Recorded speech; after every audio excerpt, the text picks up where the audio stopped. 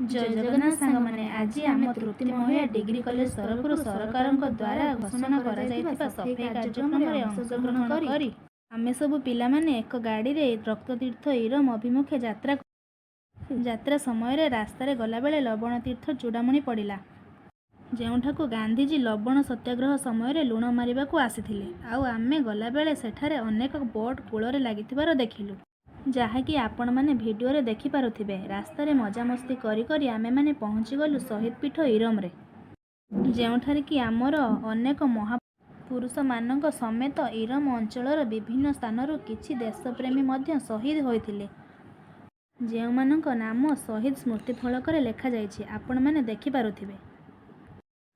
ତାପରେ ଇରମ ଗ୍ରାମ ପଞ୍ଚାୟତର ଜଣେ ଅଧ୍ୟକ୍ଷ ଭାଷଣ ଦେଇ ଆମକୁ ସ୍ୱାଗତ କଲେ।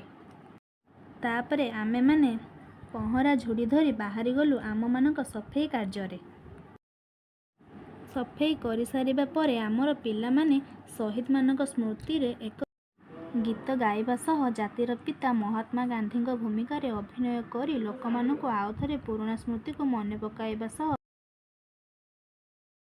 ଶେଷରେ ନୃତ୍ୟ ମାଧ୍ୟମରେ ଲୋକମାନଙ୍କୁ ଉତ୍ସାହିତ ମଧ୍ୟ କରିଥିଲେ। ତାପରେ ଆମେମାନେ ଆମ ସାର୍ ଆଉ ମ୍ୟାଡ଼ାମଙ୍କ ସହ ଆମ କଲେଜକୁ ଫେରି ଆସିଥିଲୁ। ସାଙ୍ଗମାନେ ଭିଡ଼ିଓ କେମିତି ଲାଗିଲା କମେଣ୍ଟ କରିବାକୁ ଭୁଲିବେନି।